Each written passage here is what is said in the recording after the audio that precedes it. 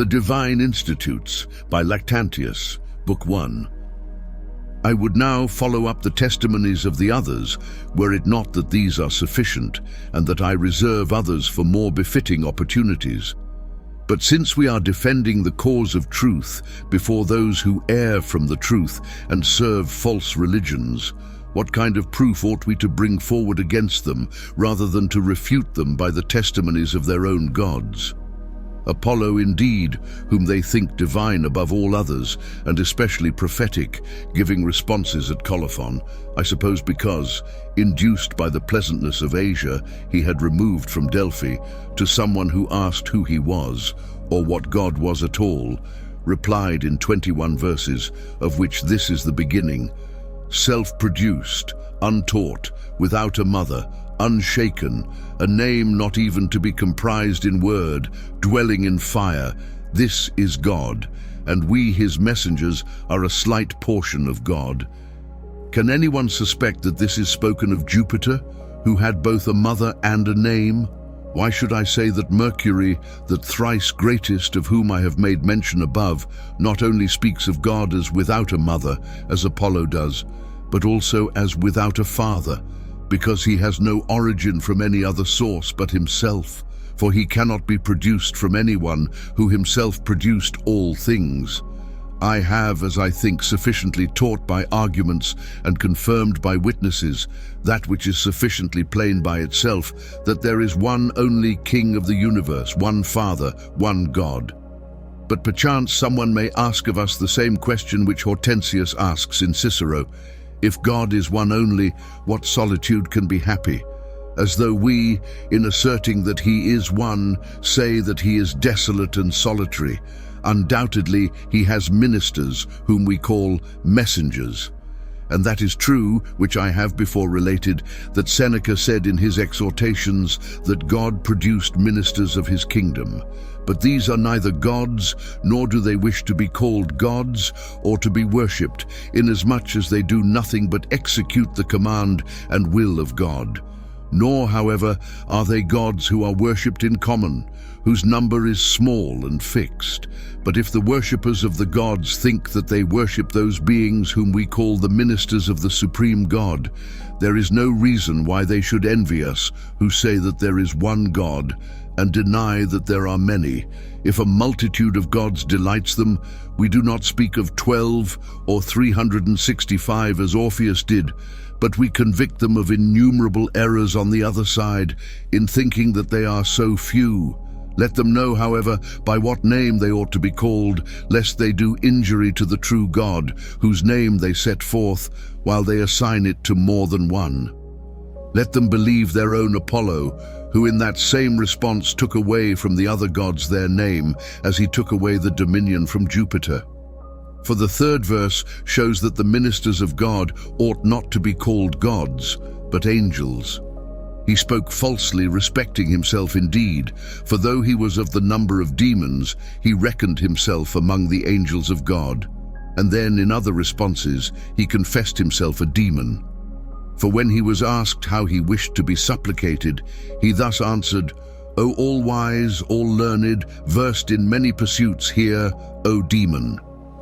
And so, again, when at the entreaty of someone he uttered an imprecation against the Sminthian Apollo, he began with this verse: "O harmony of the world, bearing light, all-wise demon." What therefore remains, except that by his own confession he is subject to the scourge of the true God and to everlasting punishment?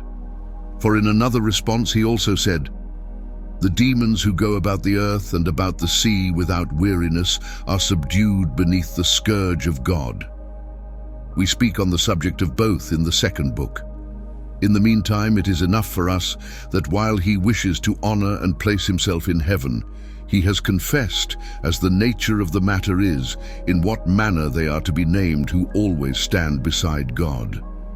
Therefore let men withdraw themselves from errors, and laying aside corrupt superstitions, let them acknowledge their Father and Lord, whose excellence cannot be estimated, nor his greatness perceived, nor his beginning comprehended. When the earnest attention of the human mind and its acute sagacity and memory has reached him, all ways being as it were summed up and exhausted, it stops, it is at a loss, it fails, nor is there anything beyond to which it can proceed. But because that which exists must of necessity have had a beginning, it follows that since there was nothing before him, he was produced from himself before all things. Therefore he is called by Apollo self-produced, by the Sibyl self-created, uncreated, and unmade.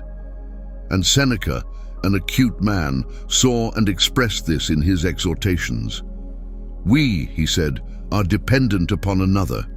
Therefore we look to someone to whom we owe that which is most excellent in us.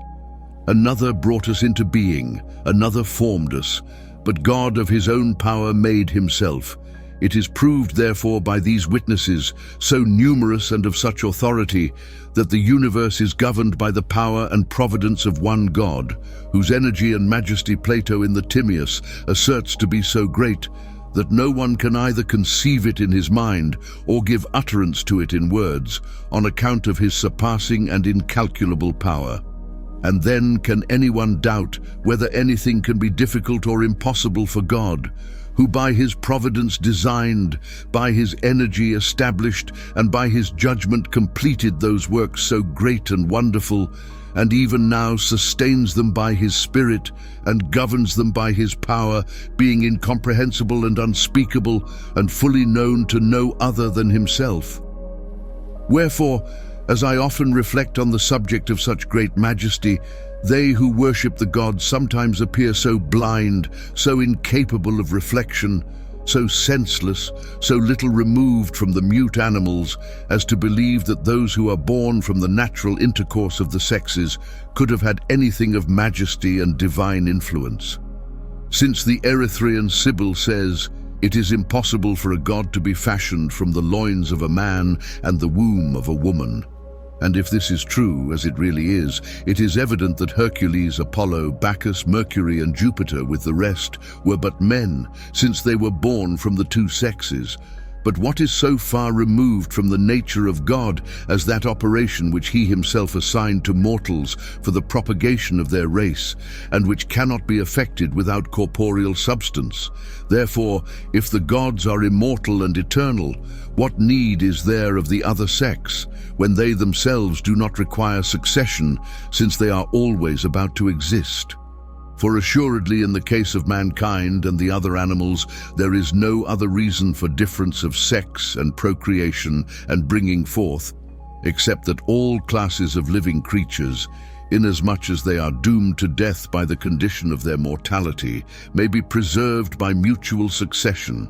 But God, who is immortal, has no need of difference of sex, nor of succession.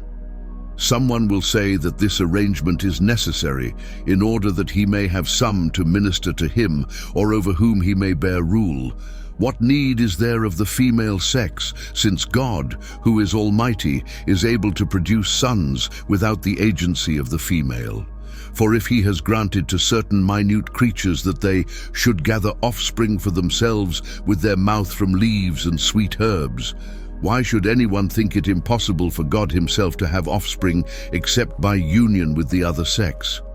No one, therefore, is so thoughtless as not to understand that those were mere mortals, whom the ignorant and foolish regard and worship as gods. Why then, someone will say, were they believed to be gods?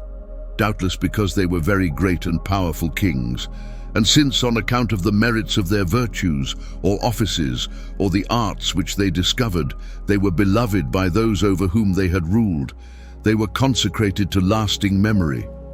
And if anyone doubts this, let him consider their exploits and deeds, the whole of which both ancient poets and historians have handed down. Did not Hercules, who is most renowned for his valor, and who is regarded as an Africanus among the gods, by his debaucheries, lusts, and adulteries, pollute the world, which he is related to have traversed and purified? And no wonder, since he was born from an adulterous intercourse with Alcmena. What divinity could there have been in him, who enslaved to his own vices, against all laws, treated with infamy, disgrace, and outrage, both males and females. Nor indeed are those great and wonderful actions which he performed to be judged, such as to be thought worthy of being attributed to divine excellence. For what is it so magnificent if he overcame a lion and a boar, if he shot down birds with arrows, if he cleansed a royal stable, if he conquered a virago and deprived her of her belt, if he slew savage horses together with their master? These are the deeds of a brave and heroic man, but still a man, for those things which he overcame were frail and mortal. For there is no power so great, as the orator says, which cannot be weakened and broken by iron and strength. But to conquer the mind and to restrain anger is the part of the bravest man, and these things he never did or could do. For one who does these things I do not compare with excellent men, but I judge him to be most like to a god. I could wish that he had added something on the subject of lust, luxury, desire, and arrogance, so as to complete the excellence of him whom he judged to be like to a god. For he is not to be thought braver who overcomes a lion than he who overcomes the violent wild beast shut up within himself, viz. Anger. Or he who has brought down most rapacious birds than he who restrains most covetous desires. Or he who subdues a warlike Amazon than he who subdues lust, the vanquisher of modesty and fame. Or he who cleanses a stable from dung than he who cleanses his heart from vices, which are more destructive evils because they are peculiarly his own, than those which might have been avoided and guarded against. From this it comes to pass that he alone ought to be judged a brave man who is temperate, moderate, and just. But if anyone considers what the works of God are, he will at once judge all these things, which most trifling men admire, to be ridiculous, for they measure them not by the divine power of which they are ignorant, but by the weakness of their own strength. For no one will deny this, that Hercules was not only a servant to Eurystheus, a king, which to a certain extent may appear honorable, but also to an unchaste woman, Omphale, who used to order him to sit at her feet, clothed with her garments, and executing an appointed task. Detestable baseness. But such was the price at which pleasure was valued. What? Someone will say, do you think that the poets are to be believed? Why should I not think so? For it is not Lucilius who relates these things, or Lucian, who spared not men nor gods, but these especially who sting the praises of the gods. Whom then shall we believe if we do not credit those who praise them? Let him who thinks that these speak falsely produce other authors on whom we may rely, who may teach us who these gods are, in what manner and from what source they had their origin, what is their strength, what their number, what their power, what there is in them which is admirable and worthy of adoration. What mystery, in short, more to be relied on and more true? He will produce no such authorities. Let us then give credence to those who did not speak for the purpose of censure, but to proclaim their praise. He sailed then with the Argonauts and sacked Troy, being enraged with Laomedon on account of the reward refused to him by Laomedon for the preservation of his daughter, from which circumstance it is evident at what time he lived. He also, excited by rage and madness, slew his wife, together with his children. Is this he whom men consider a god? But his heir Philoctetes did not so regard him, who applied a torch to him when about to be burnt, who witnessed the burning and wasting of his limbs and sinews, who buried his bones and ashes on Mount Ota, in return for which office he received his arrows. What other action worthy of divine honors, except the healing of Hippolytus, did Aesculapius perform, whose birth also was not without disgrace to Apollo? His death was certainly more renowned, because he earned the distinction of being struck with lightning by a god. Tarquitius, in a dissertation concerning illustrious men, says that he was born of uncertain parents, exposed and found by some hunters, that he was nourished by a dog, and that being delivered to Chiron, he learned the art of medicine. He says, moreover, that he was a Messenian, but that he spent some time at Epidaurus. Tully also says that he was buried at Cynosure. What was the conduct of Apollo, his father? Did he not, on account of his impassioned love, most disgracefully tend the flock of another, and build walls for Laomedon, having been hired together with Neptune for a reward, which could with impunity be withheld from him? And from him first, the perfidious king learned to refuse to carry out whatever contract he had made with gods, and he also, while in love with a beautiful boy, offered violence to him, and while engaged in play, slew him. Mars, when guilty of homicide and set free from the charge of murder by the Athenians through favor, lest he should appear to be too fierce and savage, committed adultery with Venus. Castor and Pollux, while they are engaged in carrying off the wives of others, cease to be twin brothers. For Idas, being excited with jealousy on account of the injury, transfixed one of the brothers with his sword. And the poets relate that they live and die alternately, so that they are now the most wretched not only of the gods, but also of all mortals, inasmuch as they are not permitted to die once only. And yet Homer, differing from the other poets, simply records that they both died. For when he represented Helen as sitting by the side of Priam on the walls of Troy, and recognizing all the chieftains of Greece, but as looking in vain for her brothers only, he added to his speech a verse of this kind. Thus she, unconscious that in Sparta they, their native land beneath the sod, were laid. What did Mercury, a thief and spendthrift, leave to contribute to his fame, except the memory of his frauds? Doubtless he was deserving of heaven, because he taught the exercises of the Palestra and was the first who invented the lyre. It is necessary that Father Liber should be of chief authority and of the first rank in the Senate of the gods, because he was the only one of them all, except Jupiter, who triumphed, led an army, and subdued the Indians. But that very great and unconquered Indian commander was most shamefully overpowered by love and lust. For being conveyed to Crete with his effeminate retinue, he met with an unchaste woman on the shore, and in the confidence inspired by his Indian victory, he wished to give proof of his manliness, lest he should appear too effeminate. And so he took to himself in marriage that woman, the betrayer of her father and the murderer of her brother, after that she had been deserted and repudiated by another husband, and he made her Libera, and with her ascended into heaven. What was the conduct of Jupiter, the father of all these, who in the customary prayer is styled most excellent and great? Is he not, from his earliest childhood, proved to be impious and almost a parricide, since he expelled his father from his kingdom and banished him, and did not await his death though he was aged and worn out?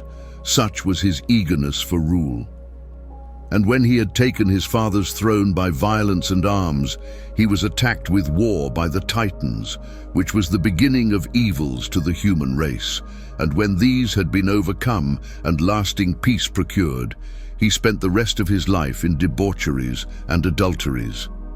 I forbear to mention the virgins whom he dishonored, for that is wont to be judged endurable. I cannot pass by the cases of Amphitryon and Tyndarus, whose houses he filled to overflowing with disgrace and infamy.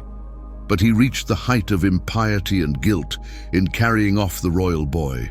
For it did not appear enough to cover himself with infamy in offering violence to women, unless he also outraged his own sex. This is true adultery, which is done against nature. Whether he who committed these crimes can be called greatest is a matter of question. Undoubtedly, he is not the best, to which name corrupters, adulterers, and incestuous persons have no claim.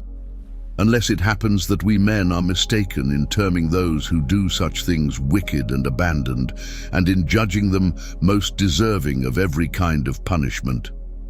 But Marcus Tullius was foolish in upbraiding Caius Verus with adulteries, for Jupiter, whom he worshipped, committed the same, and in upbraiding Publius Clodius with incest with his sister, for he who was best and greatest had the same person both as sister and wife. Who then is so senseless as to imagine that he reigns in heaven who ought not even to have reigned on earth? It was not without humor that a certain poet wrote of the triumph of Cupid, in which book he not only represented Cupid as the most powerful of the gods, but also as their conqueror. For having enumerated the loves of each by which they had come into the power and dominion of Cupid, he sets in array a procession in which Jupiter, with the other gods, is led in chains before the chariot of him, celebrating a triumph. This is elegantly pictured by the poet, but it is not far removed from the truth. For he who is without virtue, who is overpowered by desire and wicked lusts, is not, as the poet feigned, in subjection to Cupid, but to everlasting death. But let us cease to speak concerning morals. Let us examine the matter in order that men may understand in what errors they are miserably engaged. The common people imagine that Jupiter reigns in heaven. Both learned and unlearned are alike persuaded of this, for both religion itself and prayers and hymns and shrines and images demonstrate this. And yet they admit that he was also descended from Saturn and Rhea. How can he appear a god, or be believed, as the poet says, to be the author of men and all things, when innumerable thousands of men existed before his birth? Those, for instance, who lived during the reign of Saturn and enjoyed the light sooner than Jupiter. I see that one god was king in the earliest times and another in the times that followed. It is therefore possible that there may be another hereafter. For if the former kingdom was changed, why should we not expect that the latter may possibly be changed, unless by chance it was possible for Saturn to produce one more powerful than himself, but impossible for Jupiter so to do? And yet the divine government is always unchangeable, or if it is changeable, which is an impossibility, it is undoubtedly changeable at all times. Is it possible then for Jupiter to lose his kingdom as his father lost it? It is so, undoubtedly. For when that deity had spared neither virgins nor married women, he abstained from Thetis only in consequence of an oracle which foretold that whatever son should be born from her would be greater than his father. And first of all, there was in him a want of foreknowledge not befitting a god. For had not Themis related to him future events, he would not have known them of his own accord. But if he is not divine, he is not indeed a god. For the name of divinity is derived from God, as humanity is from man. Then there was a consciousness of weakness, but he who has feared must plainly have feared one greater than himself. But he who does this assuredly knows that he is not the greatest, since something greater can exist. He also swears most solemnly by the Stygian marsh, which is set forth the sole object of religious dread to the gods above. What is this object of religious dread, or by whom is it set forth? Is there then some mighty power which may punish the gods who commit perjury? What is this great dread of the infernal marsh if they are immortal? Why should they fear that which none are about to see, except those who are bound by the necessity of death? Why then do men raise their eyes to the heaven? Why do they swear by the gods above, when the gods above themselves have recourse to the infernal gods, and find among them an object of veneration and worship? But what is the meaning of that saying, that there are fates whom all the gods and Jupiter himself obey? If the power of the Parcae is so great that they are of more avail than all the heavenly gods and their ruler and Lord himself, why should not they be rather said to reign, since necessity compels all the gods to obey their laws and ordinances? Now, who can entertain a doubt that he who is subservient to anything cannot be greatest? For if he were so, he would not receive fates, but would appoint them. Now I return to another subject which I had omitted. In the case of one goddess only he exercised self-restraint, though he was deeply enamored of her. But this was not from any virtue, but through fear of a successor. But this fear plainly denotes one who is both mortal and feeble, and of no weight. For at the very hour of his birth he might have been put to death, as his elder brother had been put to death. and if it had been possible for him to have lived, he would never have given up the supreme power to a younger brother. But Jupiter himself, having been preserved by stealth and stealthily nourished, was called Zeus or Zen, not as they imagine from the fervor of heavenly fire, or because he is the giver of life, or because he breathes life into living creatures, which power belongs to God alone. For how can he impart the breath of life who has himself received it from another source? But he was so called because he was the first who lived of the male children of Saturn. Men, therefore, might have had another god as their ruler if Saturn had not been deceived by his wife. But it will be said the poets feigned these things. Whoever entertains this opinion is in error, for they spoke respecting men. But in order that they might embellish those whose memory they used to celebrate with praises, they said that they were gods. Those things, therefore, which they spoke concerning them as gods were feigned, and not those which they spoke concerning them as men. And this will be manifest from an instance which we will bring forward. When about to offer violence to Danae, he poured into her lap a great quantity of golden coins. This was the price which he paid for her dishonor.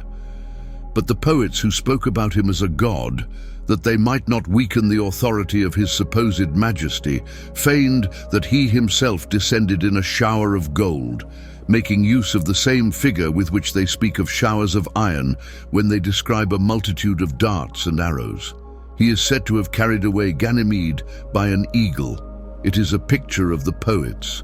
But he either carried him off by a legion, which has an eagle for its standard, or the ship on board of which he was placed had its tutelary deity in the shape of an eagle, just as it had the effigy of a bull when he seized Europa and conveyed her across the sea. In the same manner, it is related that he changed Io, the daughter of Inachus, into a heifer, and in order that she might escape the anger of Juno, just as she was, now covered with bristly hair, and in the shape of a heifer, she is said to have swam over the sea and to have come into Egypt. And there, having recovered her former appearance, she became the goddess who is now called Isis. By what argument, then, can it be proved that Europa did not sit on the bull, and that Io was not changed into a heifer? Because there is a fixed day in the annals on which the voyage of Isis is celebrated, from which fact we learn that she did not swim across the sea, but sailed over. Therefore they who appear to themselves to be wise, because they understand that there cannot be a living and earthly body in heaven, reject the whole story of Ganymede as false, and perceive that the occurrence took place on earth, inasmuch as the matter and the lust itself is earthly. The poets did not therefore invent these transactions, for if they were to do so, they would be most worthless. But they added a certain color to the transactions. For it was not for the purpose of detraction that they said these things, but from a desire to embellish them.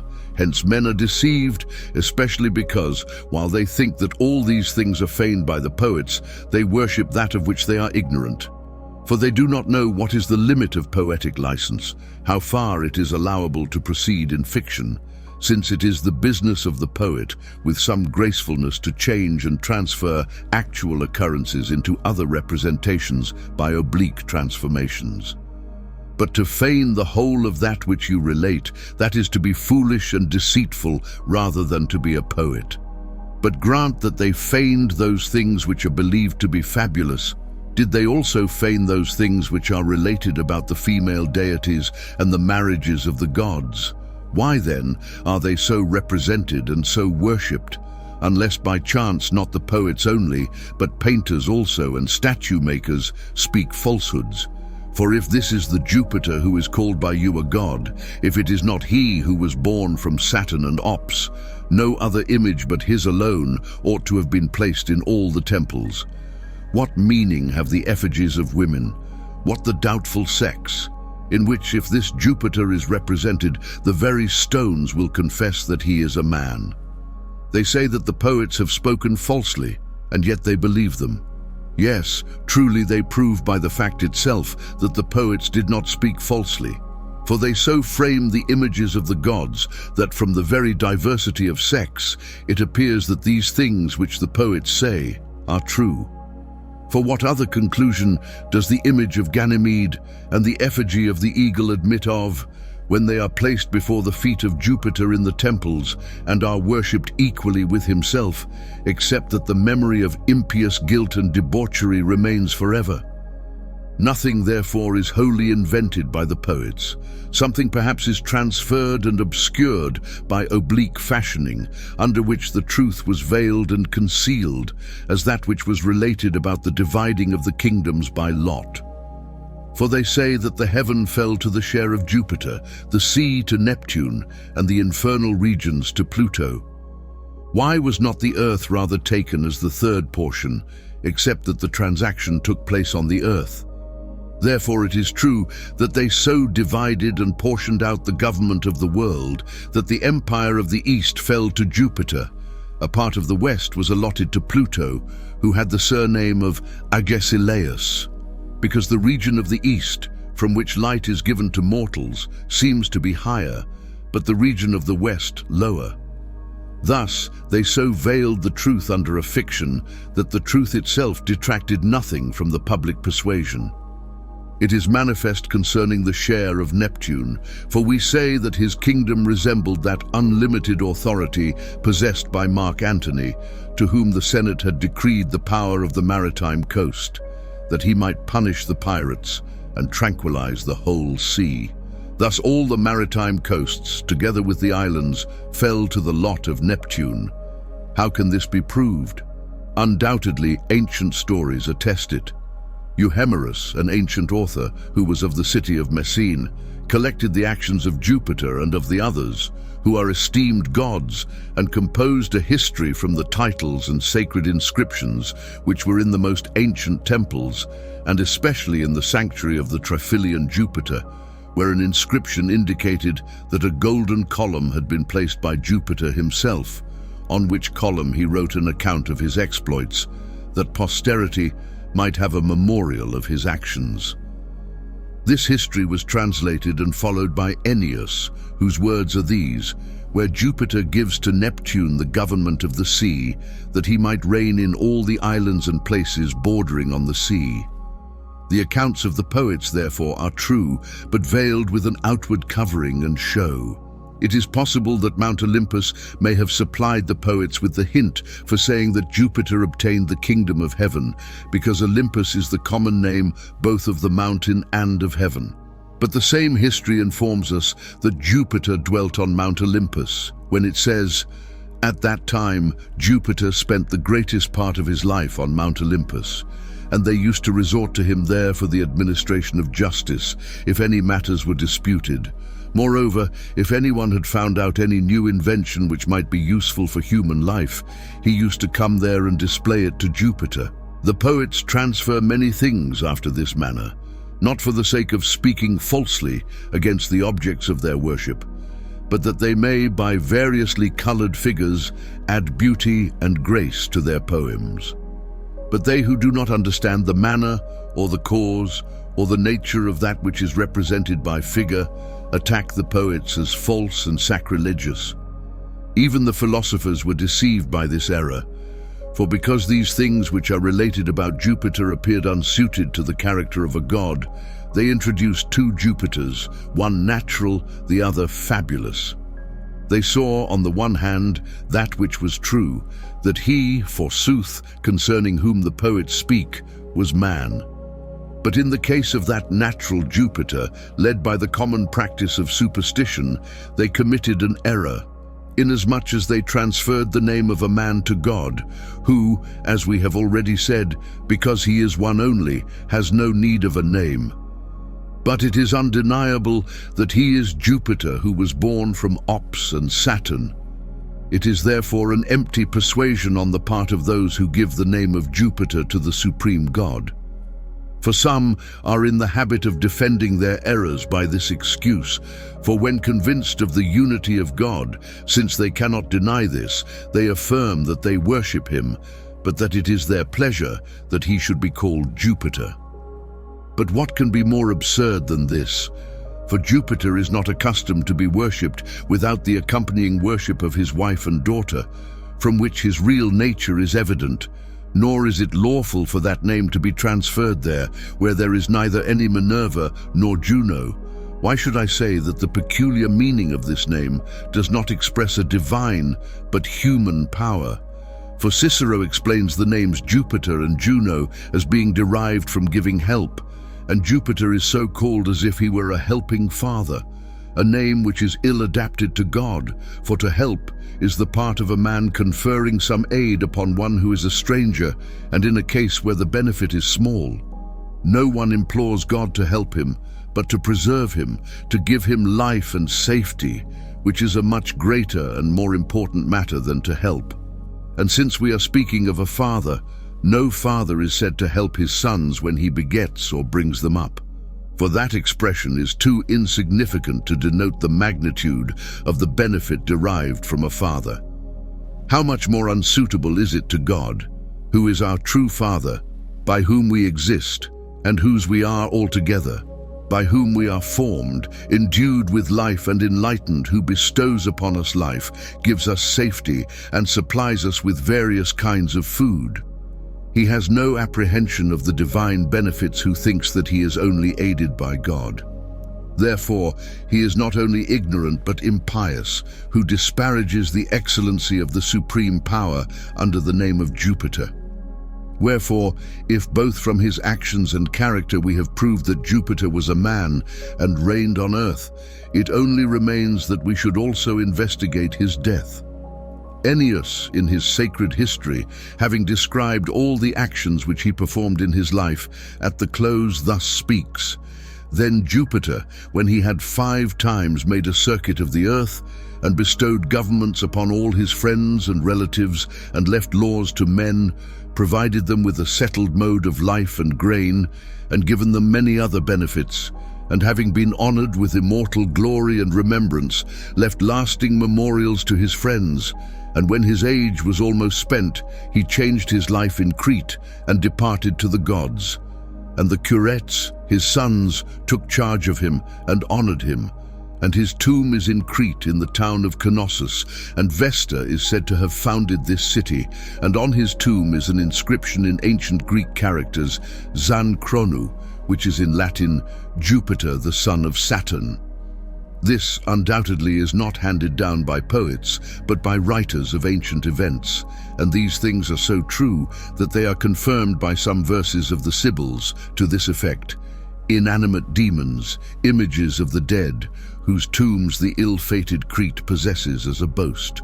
Cicero, in his treatise concerning the nature of the gods, having said that 3 Jupiters were enumerated by theologians, adds that the 3rd was of Crete, the son of Saturn, and that his tomb is shown in that island. How therefore can a god be alive in one place and dead in another? In one place have a temple, and in another a tomb. Let the Romans then know that their capital, that is the chief head of their objects of public veneration, is nothing but an empty monument. Let us now come to his father, who reigned before him, and who perhaps had more power in himself, because he is said to be born from the meeting of such great elements. Let us see what there was in him worthy of a god, especially that he is related to have had the golden age, because in his reign there was justice in the earth. I find something in him which was not in his son. For what is so befitting the character of a god as a just government and an age of piety? But when, on the same principle, I reflect that he is a son, I cannot consider him as the supreme god, for I see that there is something more ancient than himself, namely the heaven and the earth. But I am in search of a god beyond whom nothing has any existence, who is the source and origin of all things. He must of necessity exist who framed the heaven itself and laid the foundations of the earth. But if Saturn was born from these, as it is supposed, how can he be the chief god, since he owes his origin to another? Or who presided over the universe before the birth of Saturn? But this, as I recently said, is a fiction of the poets. For it was impossible that the senseless elements, which are separated by so long an interval, should meet together and give birth to a son, or that he who was born should not at all resemble his parents, but should have a form which his parents did not possess. Let us therefore inquire what degree of truth lies hid under this figure. Minucius Felix, in his treatise, which has the title of Octavius, alleged these proofs: that Saturn, when he had been banished by his son and had come into Italy, was called the son of Caelus, heaven, because we are accustomed to say that those whose virtue we admire, or those who have unexpectedly arrived, have fallen from heaven, and that he was called the son of earth, because we name those who are born from unknown parents sons of earth.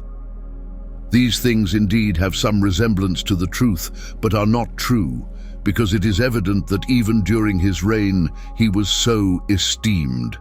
He might have argued thus, that Saturn, being a very powerful king, in order that the memory of his parents might be preserved, gave their names to the heaven and earth, whereas these were before called by other names, for which reason we know that names were applied both to mountains and rivers.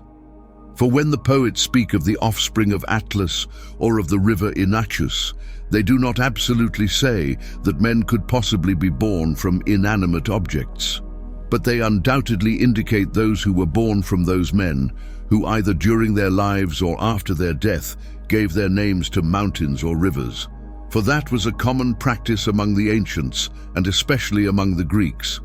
Thus, we have heard that seas received the names of those who had fallen into them, as the Aegean, the Icarian, and the Hellespont. In Latium also, Aventinus gave his name to the mountain on which he was buried, and Tiberinus, or Tiber, gave his name to the river in which he was drowned. No wonder, then, if the names of those who had given birth to most powerful kings were attributed to the heaven and earth. Therefore it appears that Saturn was not born from heaven, which is impossible, but from that man who bore the name of Uranus. And Trismegistus attests the truth of this, for when he said that very few had existed in whom there was perfect learning, he mentioned by name among these his relatives, Uranus, Saturn, and Mercury. And because he was ignorant of these things, he gave another account of the matter, how he might have argued, I have shown. Now I will say in what manner, at what time, and by whom this was done. For it was not Saturn who did this, but Jupiter. Ennius thus relates in his sacred history. Then Pan leads him to the mountain, which is called the Pillar of Heaven. Having ascended there, he surveyed the lands far and wide, and there on that mountain he builds an altar to Caelus. And Jupiter was the first who offered sacrifice on that altar. In that place he looked up to heaven, by which name we now call it, and that which was above the world, which was called the firmament. And he gave to the heaven its name from the name of his grandfather. And Jupiter in prayer first gave the name of heaven to that which was called firmament, and he burnt entire the victim which he there offered in sacrifice. Nor is it here only that Jupiter is found to have offered sacrifice. Caesar also, in Aratus, relates that Aglaosthenes says that when he was setting out from the island of Naxos against the Titans and was offering sacrifice on the shore, an eagle flew to Jupiter as an omen, and that the victor received it as a good token and placed it under his own protection. But the sacred history testifies that even beforehand an eagle had sat upon his head and portended to him the kingdom. To whom then could Jupiter have offered sacrifice except to his grandfather Caelus, who, according to the saying of Euhemerus, died in Oceania and was buried in the town of Orlacia?